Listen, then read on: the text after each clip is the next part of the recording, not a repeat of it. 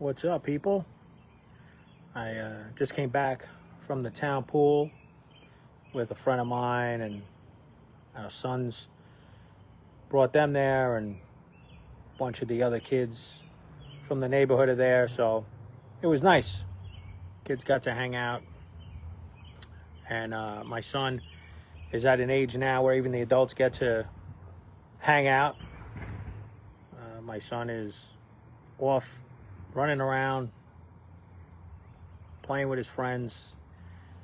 So it was a good day, and it's beautiful outside, so I'm sitting outside for this live, and I'm looking forward to it. Like I said, I have 7 weeks worth of lives to go through in terms of healing. That's my main focus. I could talk about the problem all day. You can go on social media and see the problem. Many people are talking about it. You know, even though I create content on social media and Instagram, I was never a huge fan. It wasn't until a couple of years ago when someone was like, hey, if you're trying to get a message out there, you should use social media. And that was only a few years ago. I didn't have anything. No Facebook, no Instagram. And, you know, sometimes I wouldn't mind going back to that. You know, I see some of these posts on Instagram, and it's just like, I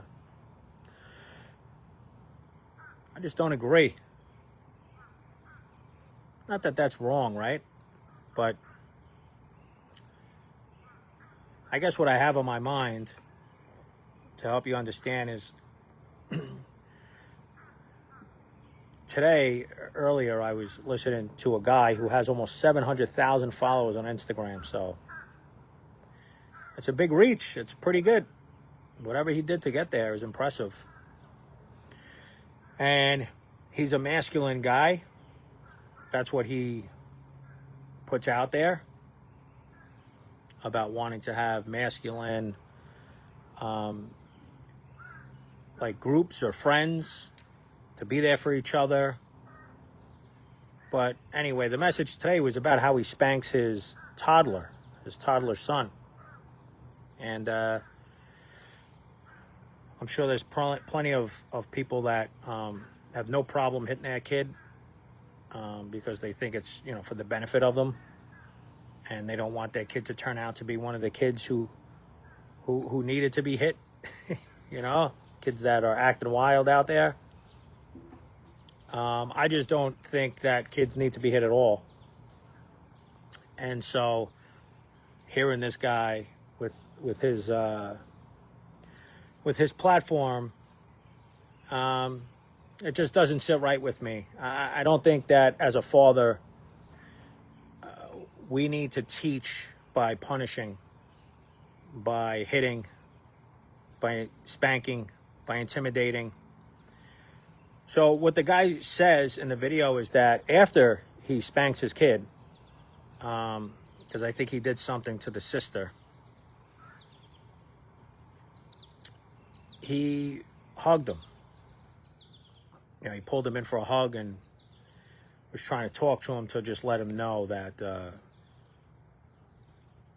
that he loved him. And I just thought, wow, how confusing is that? So you're a toddler, right? Your life depends on this man in front of you who just got done spanking you, right? So now kids don't,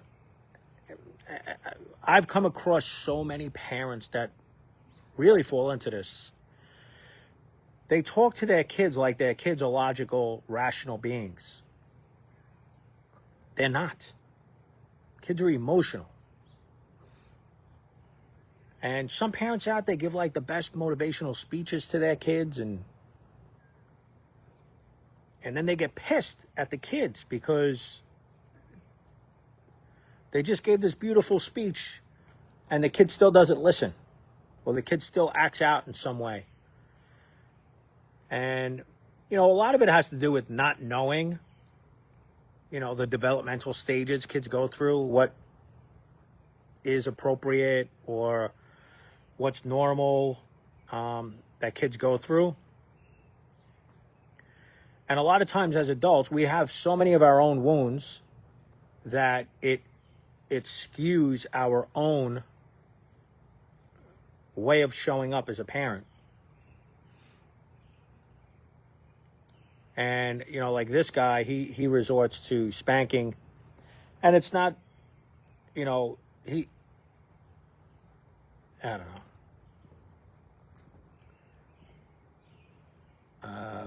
I just think, I think that poor kid is just like, taking it on, right? What did I do? Why is daddy mad at me? That's what kids do. I don't know. In this guy's mind, he thinks his kid is looking at him being like, oh, okay, all right. So that's why you smacked me around. All right, I get it. Okay, that makes sense. Right. Okay, don't hit my sister. Don't be mean to my sister. Okay, done deal. Won't do that again. That's not it. And I think what he's doing is just really confusing a kid who, again, is looking at this man, right? We idolize our fathers as young boys, right? Our dads are superheroes to us when we are very young. And then your dad spanks you because he's trying to teach you a lesson somehow, some way by doing that. And then he pulls you in for a hug.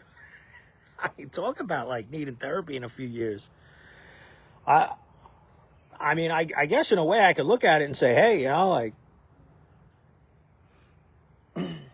maybe he'll be a client of mine one day. I don't know. And who knows? Maybe this dad somehow, some way raises this kid to be very healthy. But I would push back on that. I don't believe it. I think there are a lot of ways as men that we could teach our sons how to grow up to be men. I just don't buy into this whole, the way that some men view masculinity. I don't get it. And not only do I not get it, I also just wonder what they're like in the home to live with. Some of them pride themselves on being masculine, and I'm like, wow, I wonder how their marriage is.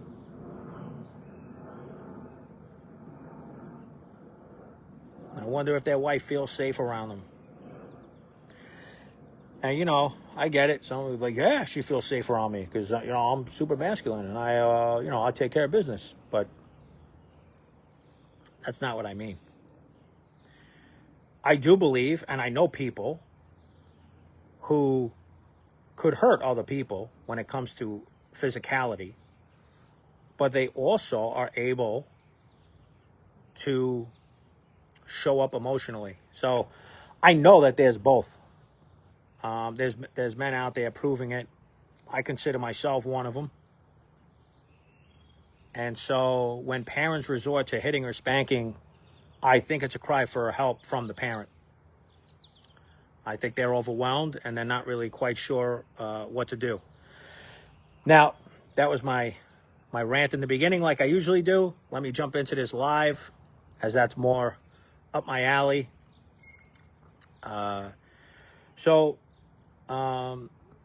Like I said, I did a 7-week healing, let's say lives for enough for 7 weeks. So we're in week 3. Why am I reacting like this is the title. I'm going to try to explain emotional flashbacks to people. What I do is really challenging because, I had a list of clients on Friday, people I work with, and it's just so hard to wrap my head around what I'm talking about, Like, it's tough. And I work with a lot of men. So, when I talk about emotional neglect, and it's like, they don't talk like this.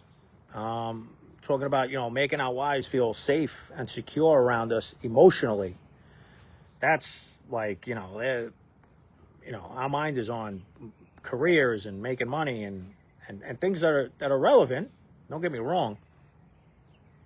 But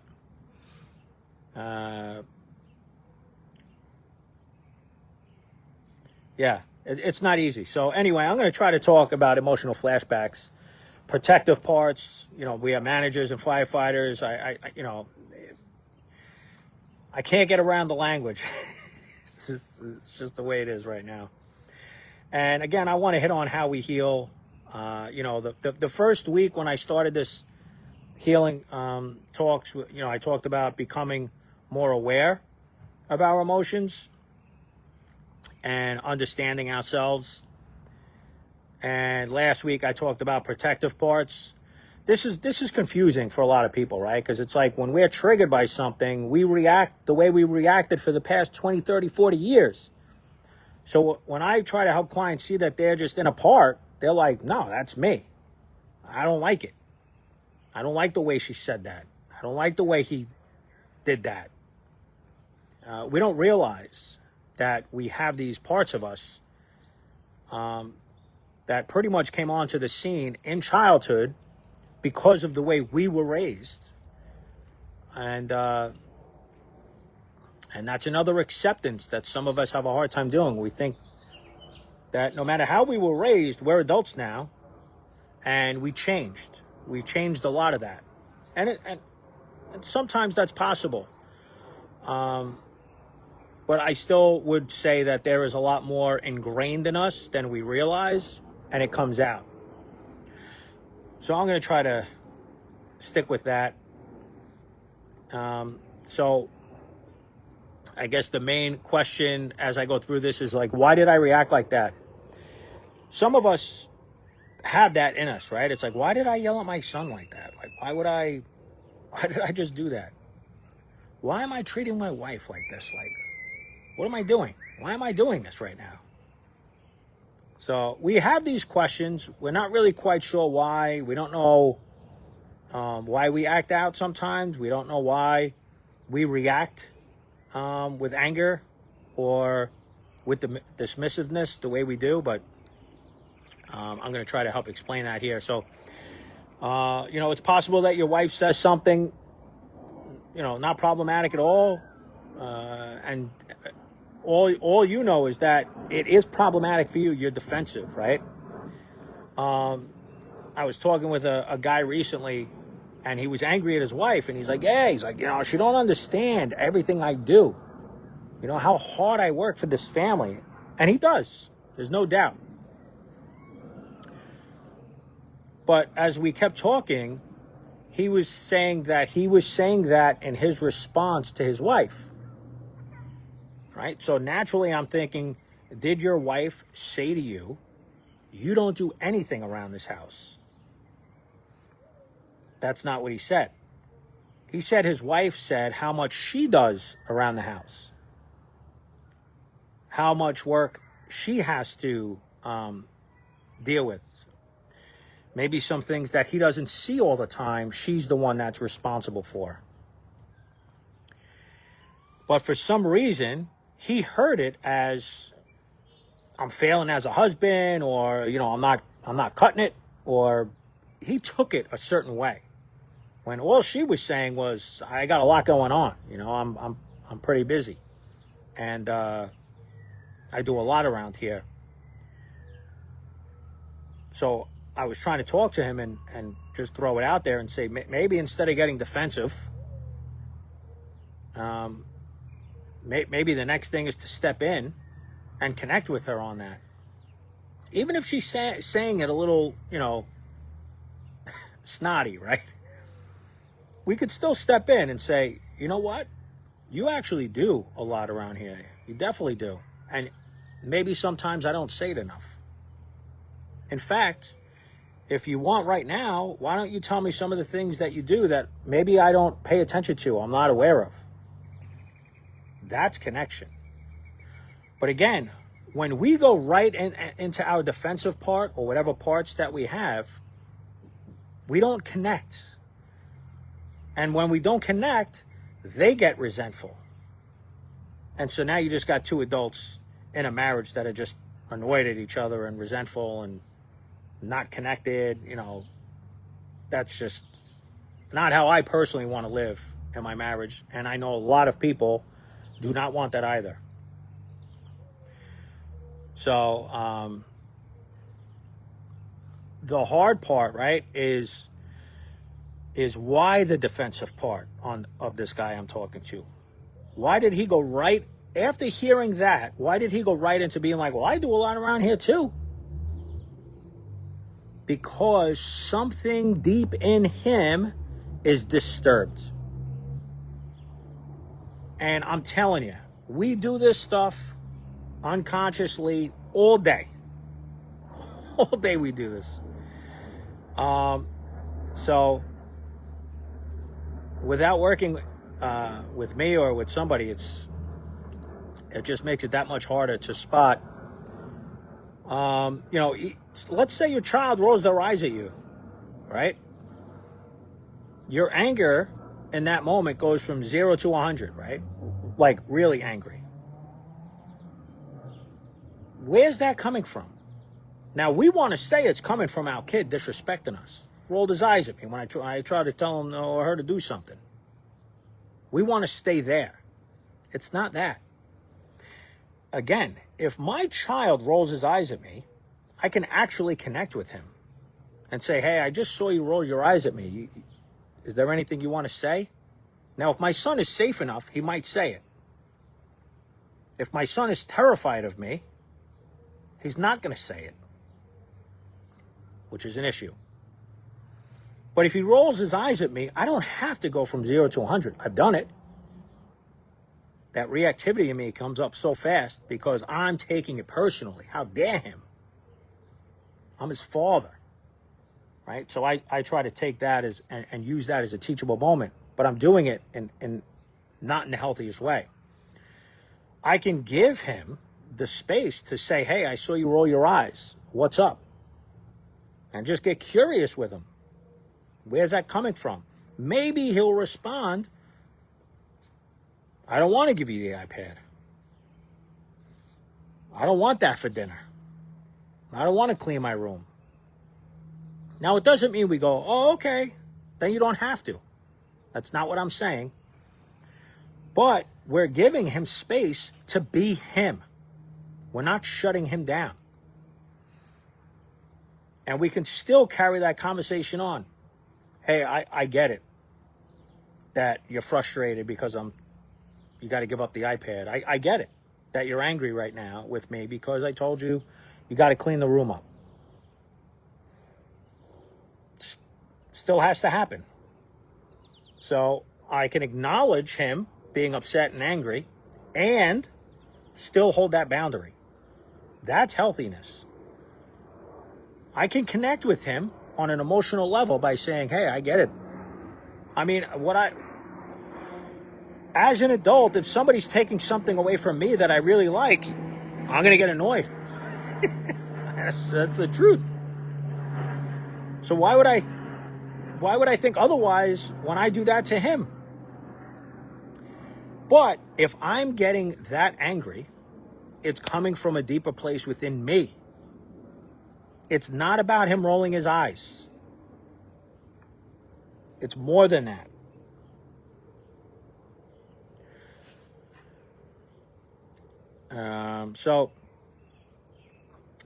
Someone interrupts you while you're talking. That's another one. I don't like it.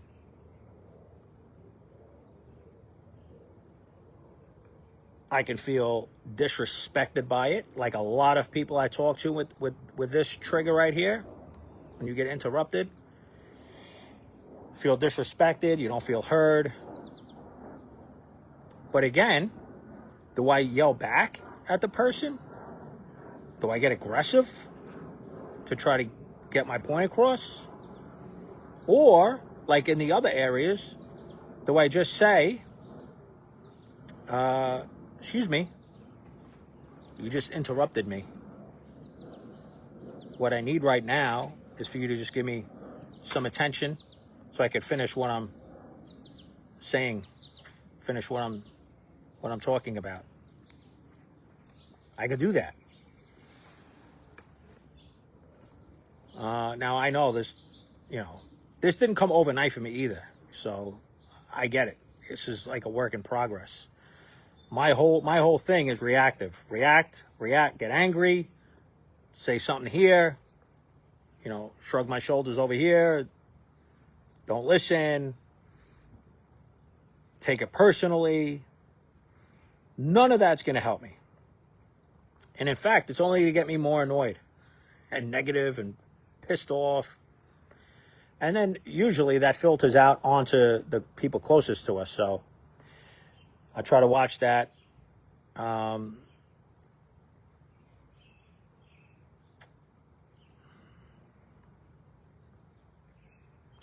So again, going back to that question, why was my reaction so much bigger than the situation?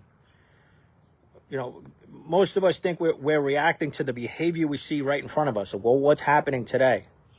And that's not the case. So many times we're reacting to what today's situation really just activated already inside of us. So, see, we're walking around just waiting to be activated.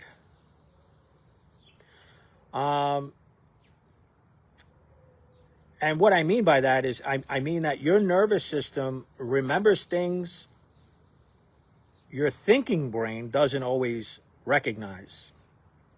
Before we talk about emotional flashbacks, I want to spend some time talking about the kinds of homes that children grow up in and have to adapt to, so that maybe you can get an idea of where I'm coming from.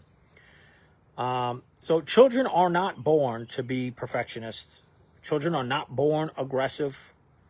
Children are not born to be, Mr. Nice Guys and people pleasers. And I don't even believe children are born, to be anxious. I think a lot of it has to do with how we were raised, what we witnessed, what we took in, what we absorbed, and then what our brain does is it goes into survival and adapts to our environment. And it helps us. What I try to help people with is to see that these ways that we've coped helped us for many years of our childhood. The problem is they really don't help us in a marriage and in parenting. Those are the two biggest places I see where the issues I'm talking about come out. Yes, it happens at work as well. So one of the books that has helped me understand a lot of what children go through and what they need is a book written by Lindsay Gibson. Phenomenal book, very good. She has another one out. But anyway, it's called Adult Children of Emotionally Immature Parents. And I can't tell you how many stories I hear of exactly that. Parents who were just emotionally immature. They did not know how to emotionally, spiritually support their children. And children pay a price for that. So a lot of times when I talk about parenting and stuff, many of us love our parents, so it almost seems like I'm blaming them, which I'm not. It's also, trying to say if their parents were good or bad or anything. That's not the question to ask. So I've also come across many people, and this is not always the case, but parents that genuinely tried, but even though there was love there, love and emotional maturity are not always the same thing. So instead of the question of when my parents go to bed, what we could ask is, what was it like to be me growing up. And that is powerful, because what I ask people to do in front of me is to go back at a certain point in our journey together and let me know, what was it like?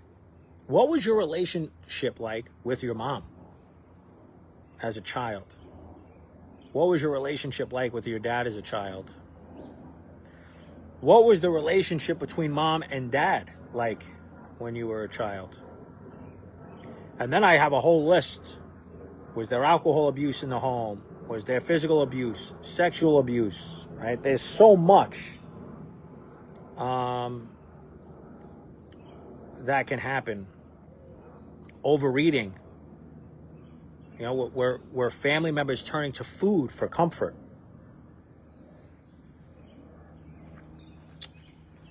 Gambling in the home. Anyway, there's a lot to see what it was like for us to grow up in home. And it kind of opens our mind up to being like, wow, there's a lot going on in my family. You know, it's not just all on me. You know, I'm not just this bad kid. It's like, no, I didn't give, or I wasn't given like great chances to be a healthier young kid, you know? And many of us, as we get older, we turn to our own ways of getting certain needs met. So I'm going to just talk a little bit more about growing up with emotionally immature parents. Emotionally immature parents say and do things without really thinking about how it impacts other people. They just, and not for nothing, but that's problematic, what I just said. And this is how parents parented many years ago, was exactly that. I don't care about your feelings, right? It's my house, my rules. I pay the bills. Whatever parents would say to their children. Now we have trauma. And it's well studied, it's well researched, and it's legit that there is such thing out there called complex trauma, which a lot of it stems from our childhood home environment. And you don't need parents who were lunatics. You don't need parents that were just awful people. You don't need parents that just, were overtly abusive. I'm talking about parents that tried. I'm talking about parents that if you asked them, they would be like, yeah, I did a pretty decent job.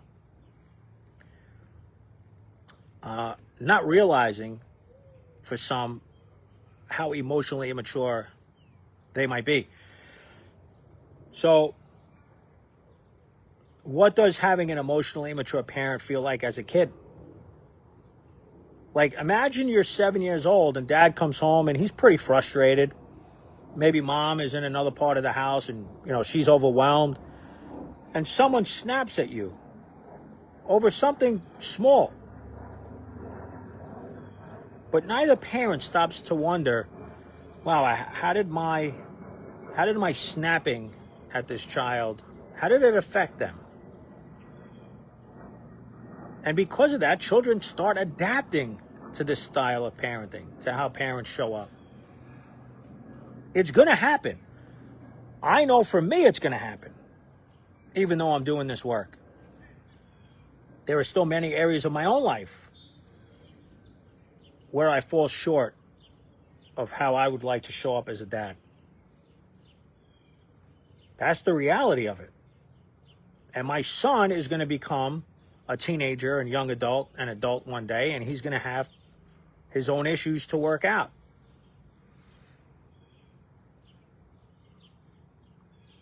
I think that's another tough one for parents, because we want to really believe that we are, doing everything we can.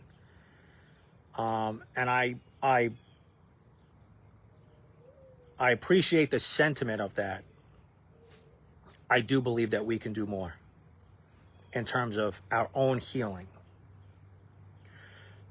So the child begins to adapt at that, and instead of paying attention to their own emotions, the child becomes an expert in reading everybody else's, right? Now, think about it. A 7-year-old comes home, dad's frustrated. If dad snaps at him, he's going to learn, stay away. Don't piss dad off even more, right? Maybe he tries to do something nice for dad to help dad out with his anger. Mom's overwhelmed. Maybe she snaps at the kid. And the 7-year-old maybe tries to say something nice to mom to help her out. Anyway, this is a child that's starting to read what people are feeling so he can jump into action before he feels worse.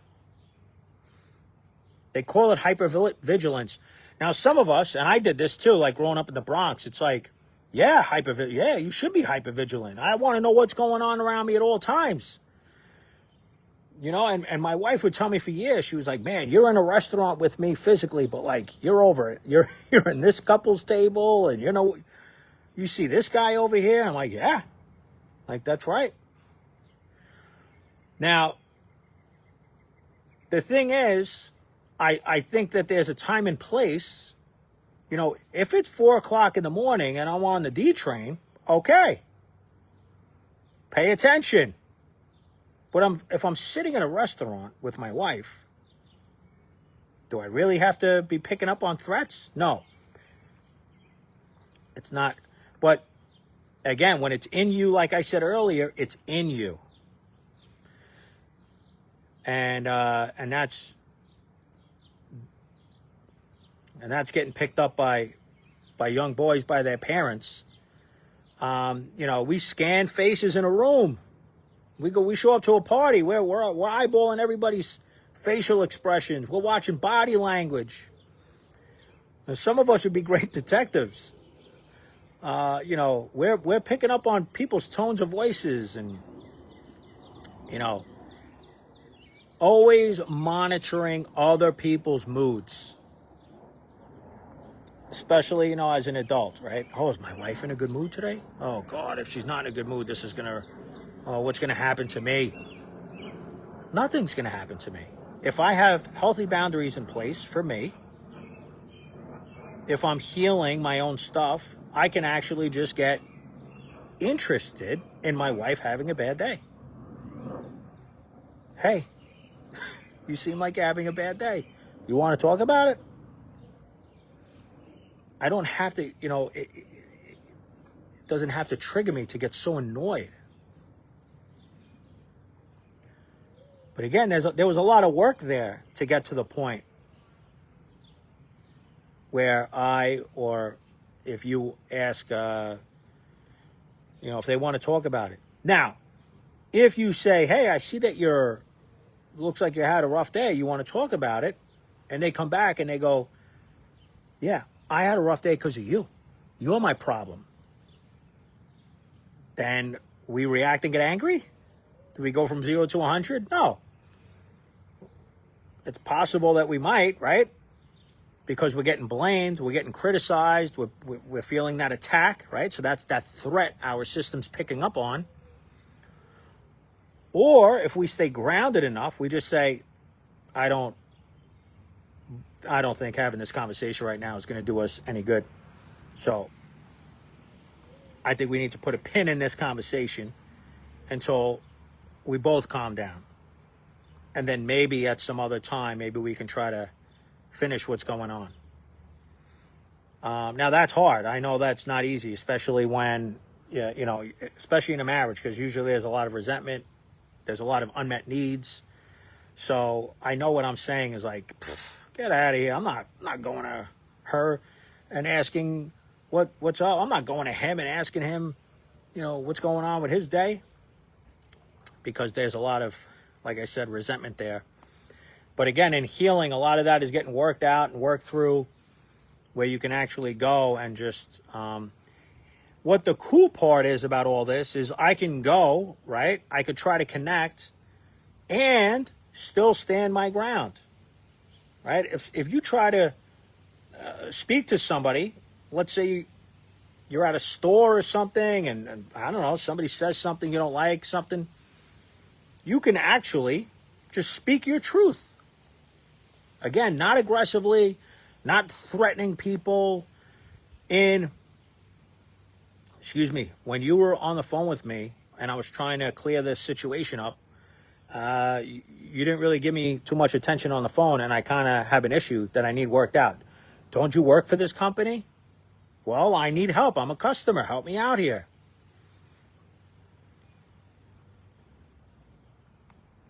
Again, it's not to say that people are just going to be like, oh, yeah, sure, no problem. But for the most part, if we stay in our lane, people can be pretty decent. They might not even realize until we approach it that way, where they're like, maybe I'm being a little bit, all right, I get it. Maybe I was kind of cutting you off there. My fault.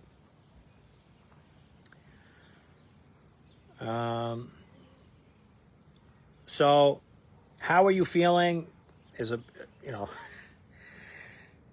such a sensitive question, right?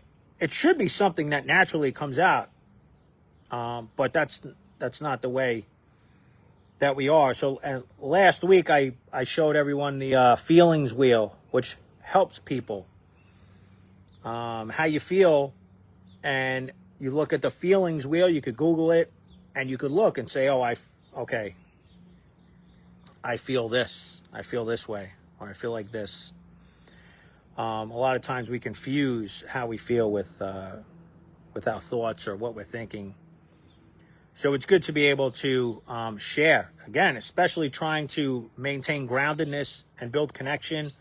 Again, when I talk about a lot of this stuff, it does have a lot to do with marriage and parenting, although you can take a lot of this into other areas of life, especially where there's relationship or you need to be emotionally grounded.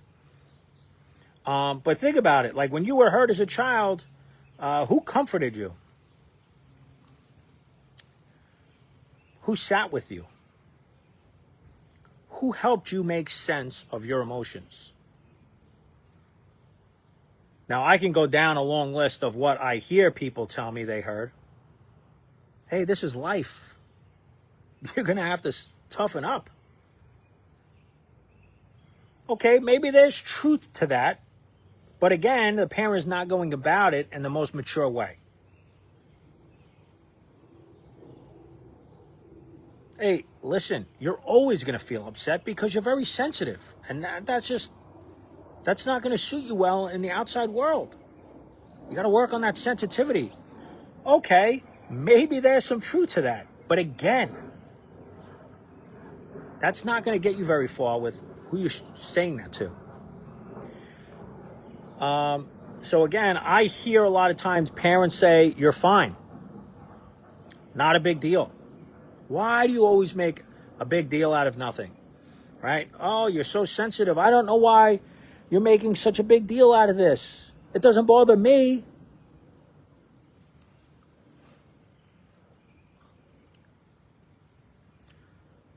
So when you are hurting, like recently, who do you call? Or do you automatically just shut down? You don't call anybody, you don't reach out, you don't talk through with anybody. Maybe you isolate. A lot of us are very self-sufficient. We learned early on in our family that our parents couldn't really be relied on. So we became self-sufficient where we don't really ask for help. We don't like people who ask for help. And our response all the time is, I'll handle it. Right? That's our go-to. Again, which has its value, but to a certain extent. Another one is, I don't need anybody. I don't want to bother anybody. So I'm not going to reach out for help. I mean, we see this over and over in society, right? And I think a lot about men when I think about this, like how much it's like I don't want to bother anyone. So I'm just going to take all the crap I'm dealing with that I've went through and just do what I can with it. But the problem with that is that a lot of the times that they try to deal with it is usually through alcohol abuse, or it's through some form of aggression, or it's through drugs, or another behavioral issue.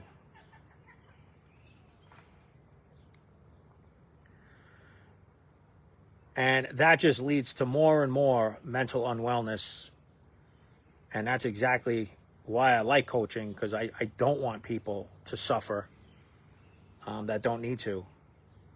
And I want people to know that there is a man like myself out there who is pretty good with this stuff. And you know what? I do believe that part of why I am a good coach when it comes to this stuff is because at one time when I was a kid, I don't want to say at one time when I was a kid because I'm still like that, but I was pretty sensitive. I was a sensitive little boy. There is not a doubt in my mind. And I see it so clearly now with my son. And truthfully speaking, it can be tough when you take in too much.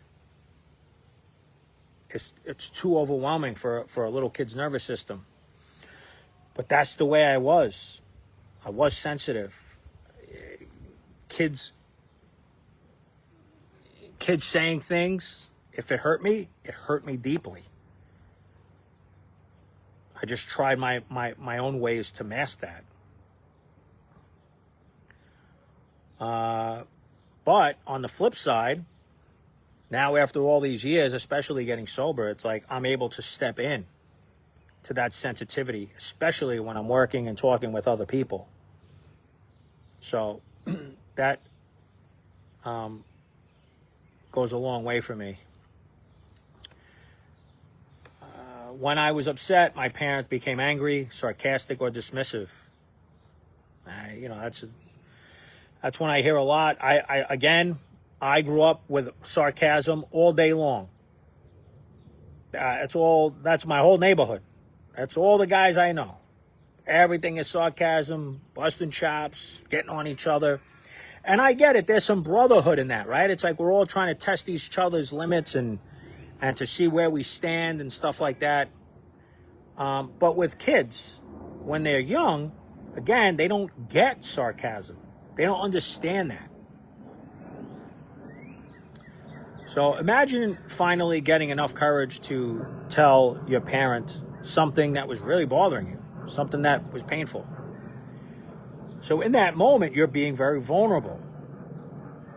You're scared.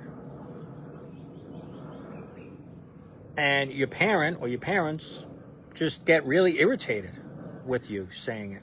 Maybe they dismiss your feelings altogether, or they somehow, some way, and emotionally parents do this a lot, emotionally immature parents do this a lot, is they somehow, some way make it about them. What does a child learn in those moments? Again, they have to adapt. My emotions are no good. When I go to people with my emotions or my pain, I feel worse when I walk away. So you know what? I'm not doing that anymore. All right? So they start just stuffing their pain. Anything that's bothering them, hurting them, they don't trust. They're not going to go and open up. I mean, think about that word vulnerability can really trigger people. A lot of safety has to be built in our nervous system in order to trust people. And I don't mean we go into, Models, a little old school right there, and just start sharing with people. No, trust has to be built and earned. Again, I'm talking about in a marriage, there's got to be some trust there where you can feel vulnerable with your spouse and not feel like a threat or threatened.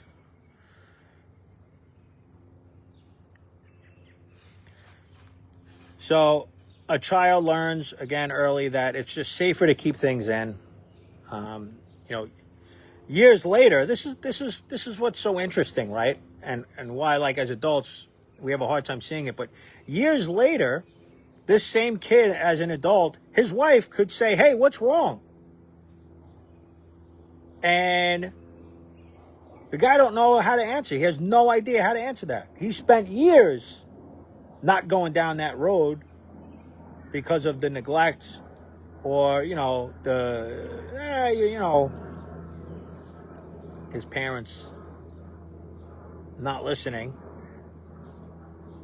or getting annoyed and irritated at him. So he don't go down that road with his wife. Now he has feelings, there's no doubt. But he also learned at some point in his life that feelings are weak. They're not really welcome, which is not true. So everything came back to how my parents felt. And again, this is top-notch emotional immaturity. You try explaining to a parent why you're hurt, and 5 minutes later, you're comforting your parent. You went to them, and somehow, some way, you're walking away like, I'm like a terrible person. What's wrong with me? Right? You're apologizing to them. Right? You're taking care of their emotions. I'm sorry. You okay? I should just keep my pain and just keep stuffing it down like I've done. I should just keep numbing out like I've done over the years. Children are not supposed to become emotional caretakers. Not to their parents. As adults, many people become rescuers. That's a role they fall into. Like people pleasers. They know exactly what everyone else needs. Man, they're so spot on with that. But they completely lose touch with themselves. In fact, rescuers, people pleasers, they're people that, they look really nice on the surface, but they're abandoning themselves often. And if you give them a room and some safety like I do to let them be, they have a lot of anger. Think about it, right? Being nice all the time, meeting other people's needs, going out of your way, sacrificing for others. You have no boundaries. You don't know what it's like to not abandon yourself. So yeah, it's going to lead to a lot of hurt and frustration and anger and resentment. But if you ask a person, "Hey, you're an angry person. Do you think you have they would say, I'm nice. I'm as good as it gets. I'm such a good person." Not realizing that you can be both. You can be somebody who's nice and kind and speak your truth. You can be somebody who's loving and set limits. You can be compassionate and set boundaries with people. Both of those can be true.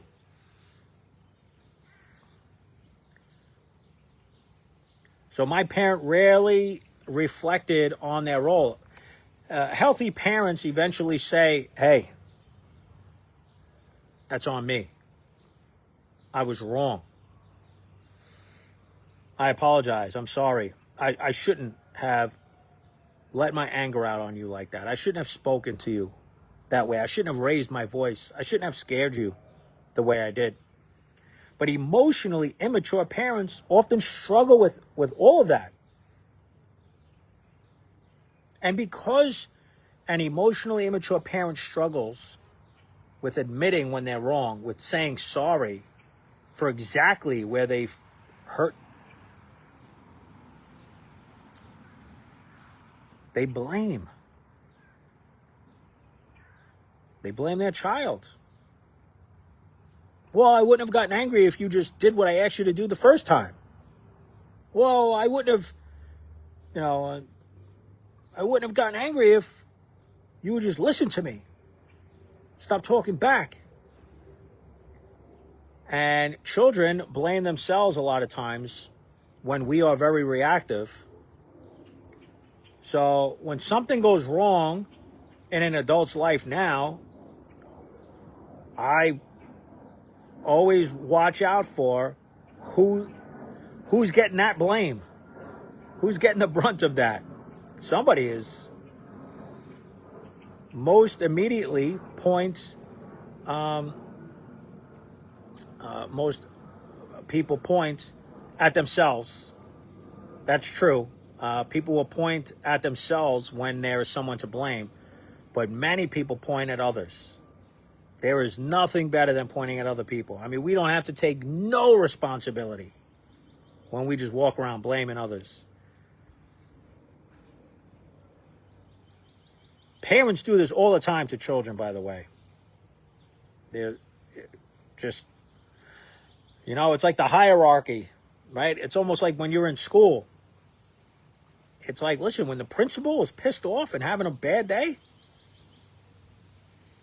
teachers pay the price, right? A principal could ride the teacher, right? Wear their lesson plans, popping into their classrooms. Now who's having a bad day? Teacher. What does a teacher do? All right, kids, put your books away. We're having a pop quiz. Kids are like, what? We didn't even study this. I have no idea what's going on. Right? Same thing happens in the house. We're adults. Life is treating us a certain way. We're showing up. It's stressful. There's so finances. I mean, as an adult, there's just so much going on. At the end of the day, it's still our responsibility in how we show up with our spouse, with our child. It is not, it's very immature of us, and it's not fair to take everything in the way we do and then dump it out on the people at home. Dump it out on the people who love us the most. That's not how we build connection and intimacy. That's not what we want. Now, I'm not saying, do we have a bad day and sometimes lash out? Yeah, that's totally normal. I'm talking about when people are 9 times out of 10 doing this. Then we have parents that always see black and white, right? That's the way they think. Everything was either good or bad. You're either right or you're wrong. You're either being respectful to your elders or you're being disrespectful. Children raised this way often become incredibly hard on themselves. Now, eventually, at some point in my journey with working with other people, we talk about an inner critic. One mistake doesn't feel like I made a mistake. It feels much deeper than that, much worse than that. It feels like I'm the mistake. Right? That inner critic can be really hard on us. Really plays on us. We could beat ourselves up for a lot. Denial. Many adults are in denial, just straight up. I mean, I see parents, I see families all the time. It's just, the denial is just there. I know it is. They would not be open to having a conversation with me about any of this stuff. And I like what denial means. I learned this myself. Don't even know I am lying. Interesting. But denial doesn't usually sound like denial. That's what's confusing to people. We don't even know we're denying our reality. And I hear it all the time. My childhood wasn't that bad. Right? That's what I get a lot of times. I don't really think we need to talk about my past, really. Right? People are looking at me like, dude, I'm coming to you for my problems right now. I got marriage problems right now, dude. I got kids acting like this. I got whatever it is I got going, like, right now. Like, what happened when I was 5 and 10 years old? Like, what does it have to do with right now? They have no idea how much it's tied to what they went through at 5, 10 years old. They have no idea.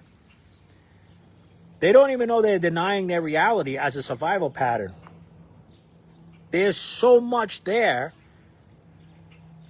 that they've come to a place where it's just so blocked out, they don't even realize.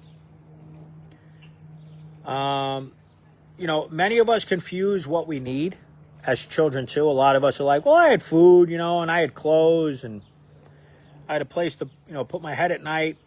My parents, they loved me. They didn't say it.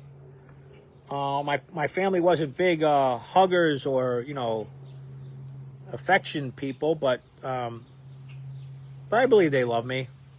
And again, all of those things can be true, and you still may have grown up emotionally lonely.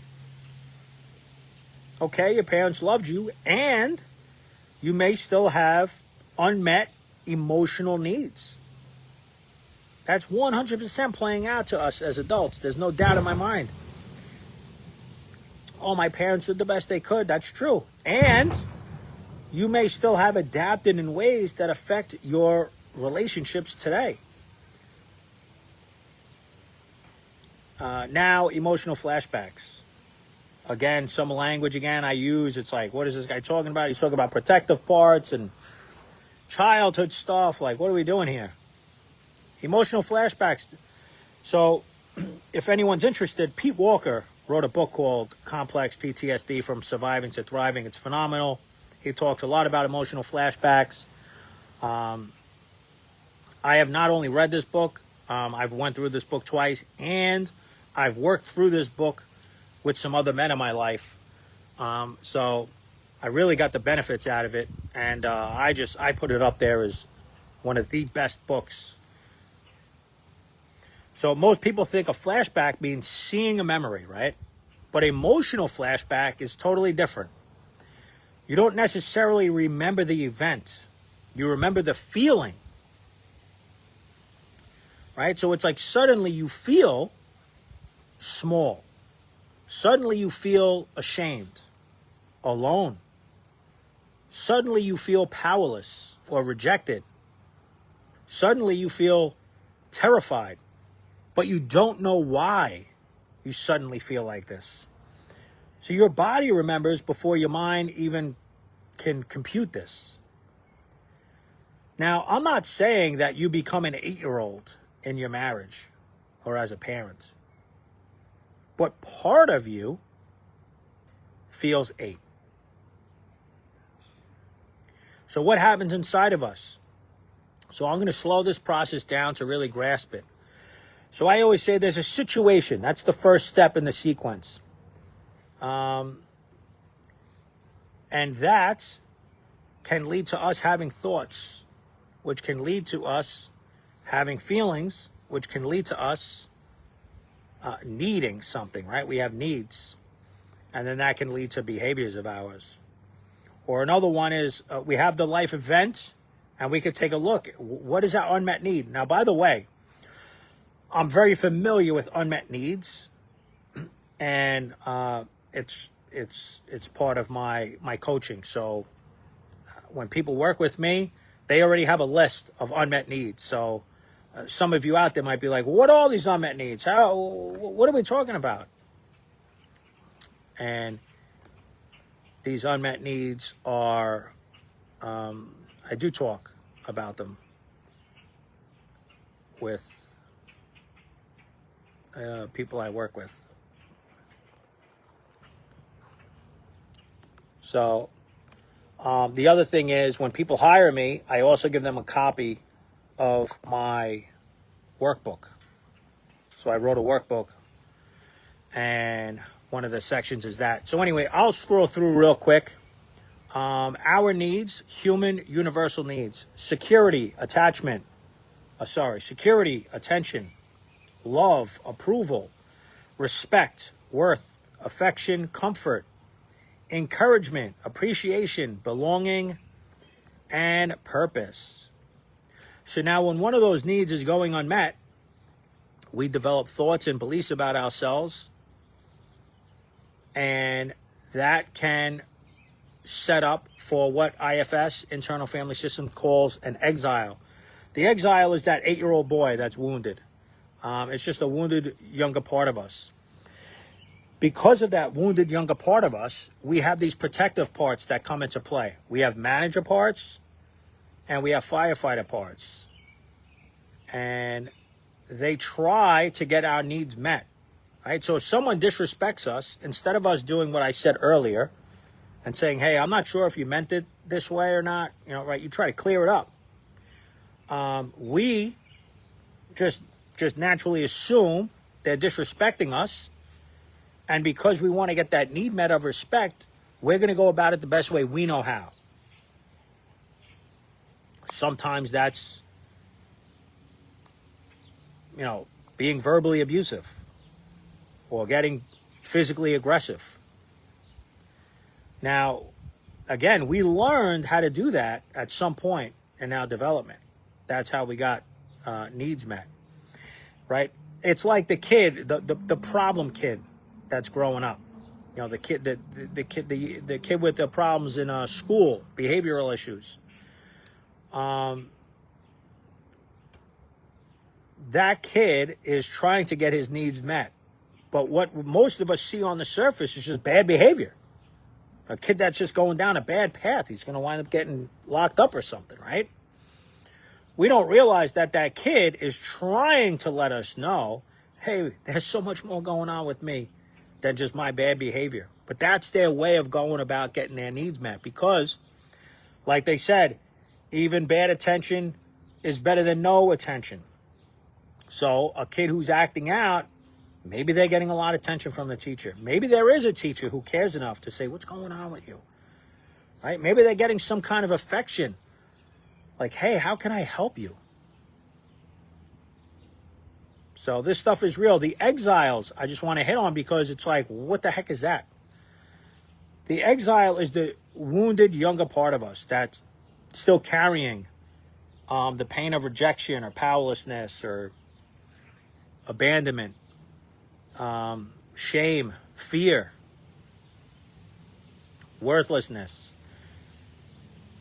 So the exile is carrying what no child should have to really carry on their own. So the exile, and the way I describe it to people is what goes into the back of a dark cave. All the times we were hurt and wounded as a young kid, whatever age it was, they go into the back of the dark cave. We don't ever want those to see the light of day again. So we have manager parts. Managers work before we even get triggered, right? Their job is let's never feel pain again. So they become perfectionists, right? They try to do everything so that they don't feel less than. They become people pleasers, right? They try to be very nice to everybody so that nobody rejects them or hurts them. They become caretakers. Manager parts are also controllers, overachievers, overthinkers, hyper-responsible adults. These manager parts are problematic in our adult life, but we don't just get rid of them because they've been working incredibly hard for our system for a long time. So I just want to share a little bit of an example and see if you can follow along. Your spouse interrupts you, right? Your boss gives feedback to, let's say, something you did at work, right? These are triggers. Someone doesn't text you back right away. What we do is we tell ourselves a story behind this. And this is where most people miss what's really happening. See, we react, and we think we're reacting to the non-text, or we think we're reacting to our spouse interrupting us. But we're reacting to the meaning that we assign to what's happening. So my spouse interrupted me, right? What is the belief inside of me? What is that really setting off? Well, maybe I don't matter to them if they keep doing that. If a boss gives feedback, oh my goodness, I'm a failure, right? And it'll lead to a behavior. We might fight back with our wife or spouse, or maybe we'll want to quit the job, even though maybe it's a pretty good job. Now, I remember I went back to college in my 30s, and I had exactly this. I wrote a paper, a pretty lengthy paper, and I had wrote this whole unit on boxing. And I mean, this thing must have been 20 pages. I mean, it was a really in-depth boxing unit. And the professor called me into his office and really just started breaking it up, like like breaking it apart. Like, this isn't going to work. You want to change this. I see the idea that you're trying to do here, but I don't think it's good for this, what you're trying to do. And I was so dysregulated. Now, this guy in his mind, right, is being like, hey, I just want the best for Jared. I want to show him what I know so that he can go back and do this thing over and just do a better job. But he was hitting on things with me that I was getting activated like crazy. Now, this guy was good because he actually said to me, he goes, can we pause for a second? So I'm like, sure. He's like, what's happening right now? So an old survivor pattern of mine, right, is I said nothing. Why? There was a lot happening with me. He goes, I noticed as I'm calling out some of the mistakes or what I want you to work on in your paper, I'm sensing something shift in you. Are you okay? Now, I got steam coming out of my ears. I'm embarrassed. I feel ashamed that, why did I come back to school in my 30s? What's wrong with me? This professor's just crushing my paper. I don't know what I'm doing. And he helped me out. He said, I'm not attacking you, am I? And I'm like, no. He's like, right, I'm not. He's like, I'm really genuinely just trying to help you here. And it was like having somebody do that for me was like, whoo. Like, man, okay. Then it was like, all right, go ahead with my paper. I knew he was coming from a place where he had my best interests at heart. And I trusted that. And I felt safe with him in that moment. That is key. That is so key. What that guy did in that moment was he took all my protector parts, right? And he just made them all relax. Right? I wasn't getting that threat, so my defensive part didn't have to jump out. My runaway part didn't have to just go, you know what? Give me my paper back. I don't need this. I'm out of here. I didn't have to do any of that. Anyway, very interesting stuff. So, emotional flashbacks. The younger part suddenly feels unsafe. They feel ashamed. They feel alone. We're not remembering the event necessarily, but we are remembering the emotional experience of that event. So, again, let me go into firefighters because this is a big one too. We have firefighter parts. These are the more reactive parts. They're just trying to shut stuff down. When managers can't prevent the pain, right? The managers are more proactive. Firefighters rush in. Their job isn't long-term health. They don't care about consequences, firefighters. Their job is, we need to stop whatever feeling is coming up to the surface. So, a firefighter is like, hey, we need to eat, right? Something sugary. Stuff food into us. We need to drink as much as we can, or, I don't know, scroll on social media all the time, or maybe even yell. We need to shop, overspend. Maybe we need to just isolate. The firefighter is not asking, is this healthy? Is drinking like this healthy? Is me shopping without money in the bank? Is this okay? Is this healthy? It doesn't care about that. Again, it's how do I survive the next 10 minutes? That's a firefighter part for you right there. So think about some of the traits that many adult children recognize, right? Fear of authority, people-pleasing, perfectionism, difficulty relaxing. Those are often manager parts. Isolation, that's a firefighter. Addictions, again, firefighters. Fear of abandonment usually points us back toward the younger part that was wounded. So, in my work, I use a template. So basically, it's like, what age were you? What life event happened at that age? What was the unmet need? And again, I help people out with that. What belief was there? What's the exile that we are protecting? If we could pick up on that. Many of us get caught up in the story of things, but there's so much more going on there. So I view it as this is where, real healing begins. It's not by beating ourselves up and criticizing ourselves or blaming others. That's not it. It's just by slowing down enough to ask, hey, what happened? What happened in those moments when my mom yelled at me? What happened in those moments when my dad snapped at me? What belief do I carry out of that? That I'm this bad kid, I'm this troubled kid? Maybe that still lives within my system today. Right? What is this part afraid of? If I didn't act out on my manager or firefighter parts, what would happen to me? That often can share about why we have parts. But what do I need? Right? What did I need back then? A child that makes a mistake and then gets scolded, what did that child really need in that moment? And as an adult, I help people do that. It's called reparenting. We go back and try to reparent ourselves in a way that is healthy. That is, you're understood. You're allowed to feel what that young child would have felt. So at the end here, I just have a little guided reflection just to close out with.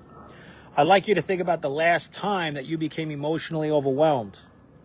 If you want, you can close your eyes, take a couple of deep breaths, get comfortable. Now I want you to picture the situation that got you emotionally overwhelmed. Can you notice anything happening inside of your body? Can you notice any thoughts that you have in that situation of being emotionally overwhelmed? Notice what you wanted to do in that moment. Now I just want you to gently ask yourself, how old do I feel right now? What younger part of me might have been activated in this situation? What was I afraid was going to happen?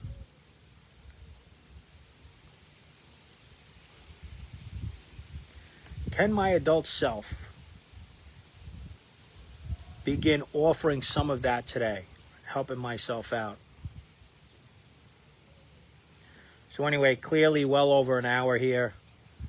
Had a lot to discuss. Thanks for bearing with me. I'll be posting this on my YouTube channel, Hull Healing, if you want to go over there and check it out. Anyway, appreciate you listening. I'll be back next week. We got week 4 of our healing.